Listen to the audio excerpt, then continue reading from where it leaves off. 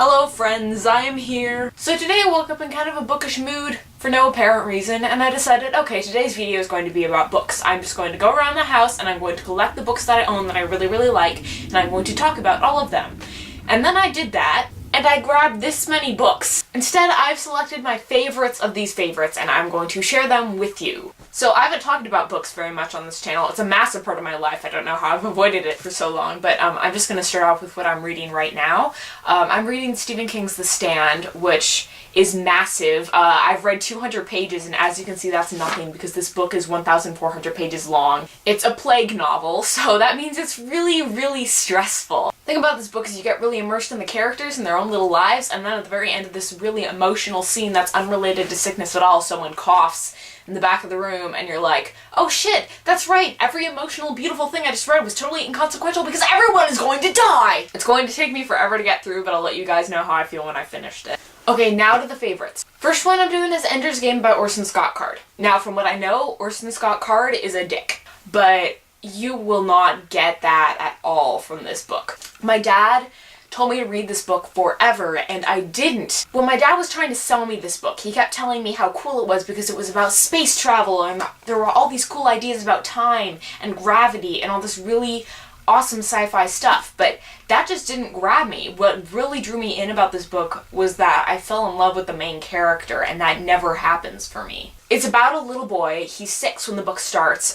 He's a child genius, and he is brought to this space army, basically. This book is way more than just interstellar war. It's about a child hero, and it's about one of the most amazing people you will ever meet in literature ever. It's got thrills, it's got chills, it's got really creepy stuff and really funny stuff, and it's got an ending that will just punch you in the heart and brain.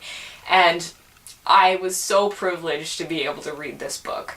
I have no idea how you guys are going to react to this next one, but it's Frankenstein by Mary Shelley, the original Frankenstein. I don't know how familiar you guys are with the actual story of Frankenstein, this original one, but I can tell you that I wasn't familiar with it at all. In most other adaptations that I've seen anyway, Frankenstein's monster is just this dumb terror machine. In this book, in the very original version, Frankenstein's monster is intelligent, and he's articulate, and he comes into this world just as anyone else does. In every way that counts, he is human. And this is a fascinating study of what happens to you when shit goes wrong, basically. And it is one of the most depressing, terrifying, and heart-wrenching things you will ever read, but I promise you it is worth it. This was written a long time ago, so the language is a little sophisticated, but I think, personally, I found that after a few chapters, like, it sorted itself out in my head. You just get used to the voice.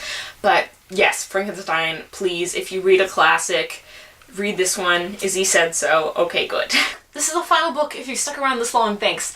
Bel Canto, I don't know how to pronounce this, it might be Canto, I don't know anything, by Ann Patchett. The basic premise of this book is that somewhere in South America, the name of the country is never specified, but it's a Spanish-speaking country, blah blah blah, a birthday party is held for this Japanese businessman, this really profitable, powerful guy.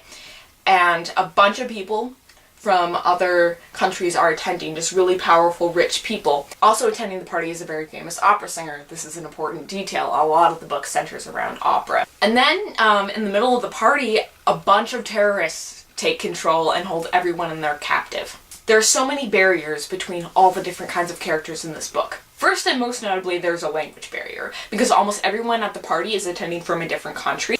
Luckily, there is a character who speaks like 10 languages in this book, and he's one of my biggest inspirations, and he's the reason I want to be a translator, but that's beside the point. Other boundaries are cultural, there are power positions, they are just inherent in people's nature, but they all start to fall away as they spend more and more time together.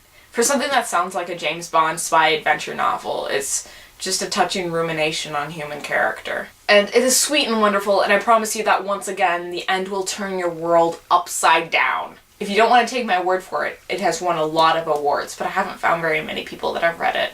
And that's about it! See, imagine if I'd done like 10 more books of that. If you enjoyed that at all, please let me know. I will probably make more book videos in the future because it's just something I love to yak about. That's it for today. I hope you guys are enjoying the slew of videos, and I'll see you tomorrow. Bye!